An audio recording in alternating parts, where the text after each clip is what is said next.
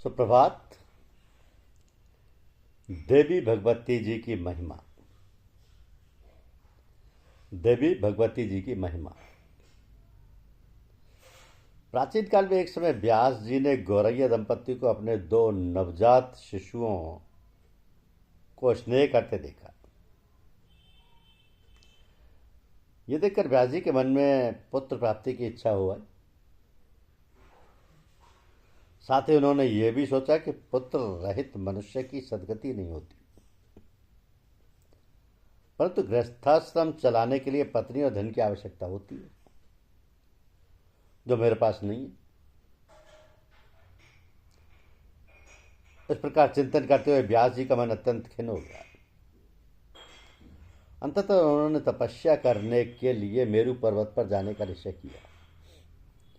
तदनंतर उन्होंने मन में विचार किया कि मैं किस देवता की आराधना करूं जिससे मेरे अभीष्ट की सिद्धि हो। संयोगवश उसी समय नारद जी वहां आ गए। तो कुशल प्रश्न के बाद नारद जी ने व्यास जी से पूछा कि हे द्वैपायन, आप किस कारण से चिंताग्रस्त हैं, मुझे बताएं।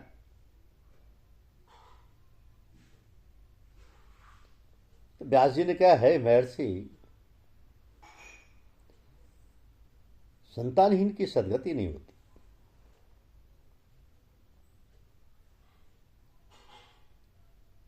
अतः आप मुझे यह बताएं कि पुत्र प्राप्ति के लिए मैं किस देवता की आराधना करूं। इस प्रश्न के उत्तर में नारद जी ने व्यास जी से एक प्राचीन वृत्तांत सुनाते हुए कहा कि एक बार मेरे पिता ब्रह्मा जी ने भगवान विष्णु को ध्यान में स्थित होकर कठोर तप करते हुए देखा। उन्हें तपस्या करते देखकर ब्रह्मा जी को बड़ा आश्चर्य हुआ। उन्होंने भगवान विष्णु से पूछा, हे देवादिदेव, हे जगन्नाथ, हे भूत भविष्य वर्तमान के स्वामी, आप किस लिए कठोर तपस्या कर रहे हैं? कि हे जनार्दन, आप किसके लिए ध्यान में लीन हैं? हे जगन्नाथ, मैं तो यही जानता हूं कि आप ही आदि स्वरूप, सबके कारण, निर्माता, पालनकर्ता, संहारक तथा सभी कार्यों को संपादित करने वाले हैं। तो भगवान शंकर सहित मैं और अन्य सभी देवता आपके आदेश से अपने अपने दायित्वों का निर्वहन करते हैं। मैं तो तीनों लोकों में आपसे बढ़कर अन्य किसी देवता को नहीं जानता हूं, फिर आप किस देवता का ध्यान कर रहे हैं?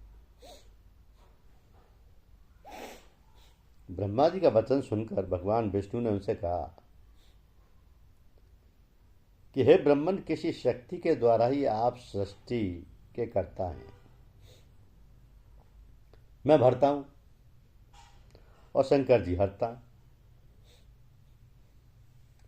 किसी शक्ति के द्वारा ही आप सृष्टि के कर्ता हैं, मैं भरता हूं और शंकर जी हरता हैं।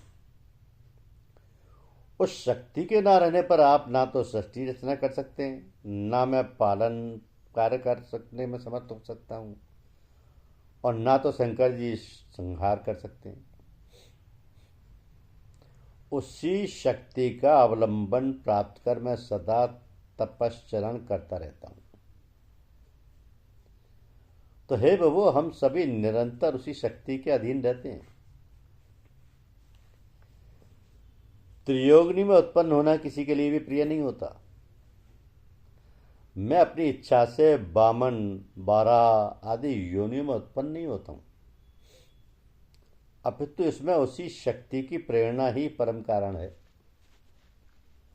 भला मैं स्वतंत्र होता तो मेरा सिर क्यों कटता,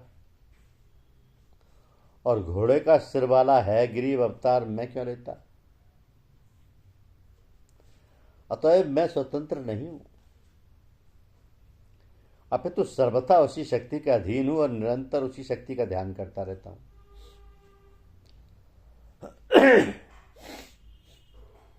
तो इस प्रकार नारद जी ने व्यास जी से देवी का सर्वोत्तमता का प्रतिपादन करने वाला आख्यान सुनाकर उन्हें पुत्र प्राप्ति के लिए भगवती के चरणारविंद का ध्यान करने का परामर्श दिया। तो नारद जी का उपदेश सुनकर व्यास जी मेरू पर्वत पर तपस्या करने लगे। वे बागबीज मंत्र का जप करते हुए 100 वर्षों तक भगवान शंकर और भगवती सदाशिव की आराधना में तत्पर रहे।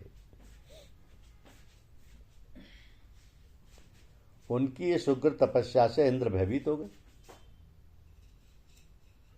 तो उन्होंने भगवान शंकर से व्यास जी की तपस्या का कारण पूछा। इस पर भगवान शंकर ने इंद्र से कहा कि व्यास जी पुत्र प्राप्ति के लिए तपस्या कर रहे हैं, मैं इन्हें कल्याणकारी पुत्र प्रदान करूंगा। इंद्र से ऐसा कहकर भगवान शंकर व्यास जी के पास गए और उन्हें पुत्र प्राप्ति का वरदान दिया। तो इसके अनंतर व्यास जी अपने आश्रम में आकर अग्नि प्रकट करने की दृष्टि से अरणि मंथन करने लगे।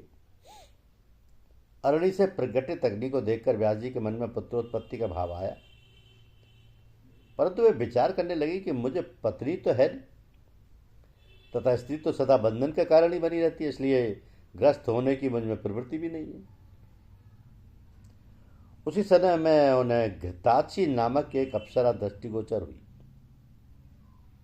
उसे देखकर मुनि के हृदय में काम भाव का संचार हो गया और एकाएक उनका तेज उस अरणि पर गिर गया। तो घृताची अप्सरा शाप के भय से भयभीत होकर सुकी का रूप धारण कर उड़ गई। उस अरणि से ही भगवान शिव के वरदान स्वरूप परम तेजस्वी शुकदेव जी का जन्म हुआ। उत्पन्न होते ही तेजस्वी शुकदेव जी बड़े हो गए। व्यास जी ने उनके उपनयन तक के सभी संस्कार कर दिए।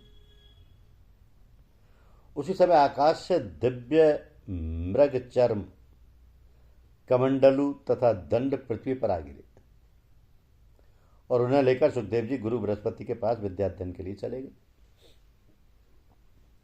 तो विद्याध्ययन संपन्न कर सुखदेव जी अपने पिता व्यास जी के पास आकर उन्हें देखकर व्यास जी अत्यंत प्रसन्न हुए तथा विवाह करने का प्रस्ताव रखा और कहा कि गृहस्थ आश्रम में रहकर देवताओं को और पितरों का यजन करो। परंतु विरक्त सुखदेव जी ने इसे स्वीकार न करते हुए कहा कि पिताजी, पुत्र कलत्र के बंधन में फंसा हुआ प्राणी कभी भी बंधन मुक्त नहीं हो पाता। इस संसार में आत्मज्ञान को छोड़कर कौन सा सुख है। दुर्लभ मानव शरीर को पाकर तथा वेद शास्त्रों का अध्ययन करके भी यदि मनुष्य संसार में बंधता है तो दूसरा भला कौन बंधन मुक्त हो सकता है। विद्या तो वही है जो शीघ्र ही भवबंधन से मुक्त कर दे। व्यासदेव जी ने सुखदेव जी को समझाने का बहुत प्रयास किया और कहा कि जो मन से बंधन मुक्त है तथा जो न्याय मार्ग से धनोपार्जन करता है, शास्त्रोक्त कर्मों का विधिवत संपादन करता है, पिता श्राद्ध आदि यज्ञ करता है, सर्वदा सत्य बोलता है, पवित्र रहता है, गृह में रहते हुए भी मुक्त हो जाता है। किंतु व्यास जी की इन बातों से सुखदेव जी प्रभावित नहीं हुए और उन्होंने कहा, हे पवित्र आत्मन, इस कर्म भूमि में मनुष्य जन्म अति दुर्लभ है। आप मुझे ऐसा ज्ञान दीजिए जिससे मैं गर्भवास जनित महान भय से मुक्त हो जाऊं। तो सुखदेव जी की प्रवृत्ति देखकर व्यास जी ने कहा, हे मेरे पुत्र, मेरे द्वारा रचित श्रीमद् भागवत पुराण को तुम पढ़ो, जिससे शून्य मात्र से सत्य और असत्य वस्तुओं का यथार्थ ज्ञान हो जाता है। तो सर्वप्रथम आधे श्लोक में इस पुराण के ज्ञान भगवती पराशक्ति ने भगवान विष्णु को देते हुए कहा कि यह सारा जगत मैं ही हूं, मेरे सिवा दूसरी कोई अविनाशी वस्तु है ही नहीं। भगवान विष्णु से ज्ञान ब्रह्मा जी को मिला और ब्रह्मा जी ने इसे नारद जी को बताया तथा नारद जी से मुझे प्राप्त हुआ। फिर मैंने इसको 12 स्कंदों में व्याख्या की इसकी। तो व्यास जी के कहने पर सुखदेव जी ने श्रीमद् देवी भगवत पुराण का अध्ययन तो किया, परंतु उन्हें शांति नहीं मिल सकी। धन्यवाद। यूट्यूब चैनल को लाइक और सब्सक्राइब अवश्य कीजिए। शुक्रिया।